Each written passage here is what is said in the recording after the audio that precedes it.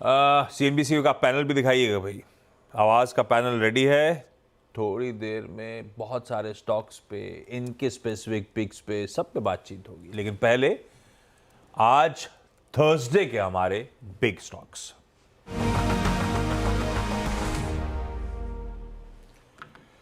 आज कौन कौन से बिग स्टॉक्स की कड़ी में?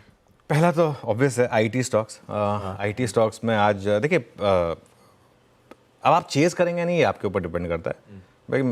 जो हमारे व्यूअर्स हैं उनके लिए तो एक व्यू हमेशा ये रहा है कि कैरी करिए आप Infosys, HCL take, TCS, Coforge, persistent. मैंने ये 5 नाम रखे हैं, ये नाम कोई भी हो सकते हैं, लेकिन जो सिर्फ नैस्डैक की तेज़ी का इम्पैक्ट नहीं, जो एक व्यू बन रहा है कि यूएस इकोनॉमी भी स्ट्रांग रहेगी और रेट कट भी आएंगे, 50 के बजाय 25 बेसिस पॉइंट आएगा। अगर वो होगा, वो गोल्डीलॉक सिनारियो होगा मार्केट के लिए। और चार्ट देखिए आप आईटी स्टॉक्स के, ये चार्ट आपको कुछ कह रहे हैं। कोफोर्ज का चार्ट आपको कुछ कह रहा है। कोफोर्ज पे 3 दिन पहले मैंने शॉर्ट करने से बचाया था कि नहीं, शॉर्ट नहीं करना है कोफोर्ज में, जब ये लग रहा था कि नहीं आईटी स्टॉक गिरेंगे आज।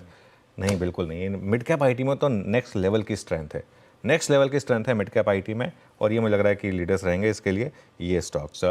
2 और स्टॉक्स जिन पर मैं आज फोकस कर रहा हूँ बिग स्टॉक्स में, वो हैं डिक्सन और संवर्धन। डिक्सन परसों भी हमारा बिग स्टॉक था, अच्छा खासा चला भी था डिक्सन। एक नमूरा की रिपोर्ट आई है EMS कंपनियों पर, इलेक्ट्रॉनिक मैन्युफैक्चरिंग सर्विसेज बेसिकली, जो PLI स्कीम वाली कंपनियां होती हैं, उस पर एक रिपोर्ट आई है उनकी। डिक्सन टेक पर उन्होंने बाय की रेटिंग दी है, 15,567 का टारगेट है। उनकी अप्रोच केन्स पर भी है, लेकिन मैं कैश स्टॉक्स अवॉइड करता हूं, तो इसके लिए मैं उसको ज़्यादा फोकस भी नहीं रखूंगा।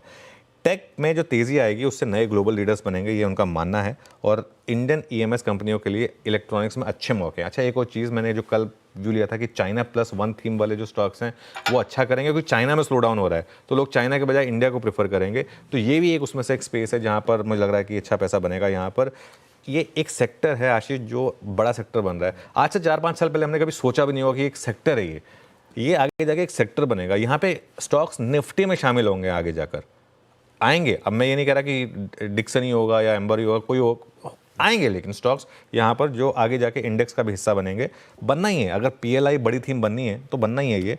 और EMS इंडस्ट्री की मार्केट वैल्यू $25 बिलियन, ठीक है, और FY 30 तक ये $135 बिलियन पे पहुँच सकती है।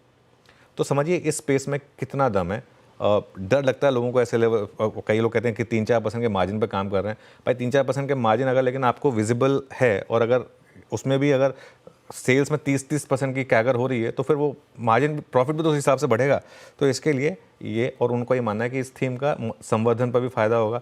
अच्छा, संवर्धन वैसे भी थोड़ा ग्लोबल स्टॉक है, तो इसके लिए संवर्धन, मदरसन, कल वहाँ पर भी शॉर्ट बने, उसमें भी रैली आ सकती है।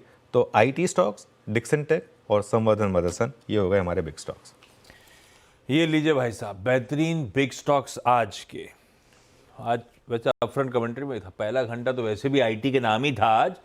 इवेंचुअली आज ये IT स्टॉक्स जो हैं, और उसमें भी सिलेक्टिवली जो आपकी स्क्रीन्स पर हैं, वो बढ़िया आउट परफॉर्मेंस दिखाने का दम रखते हैं।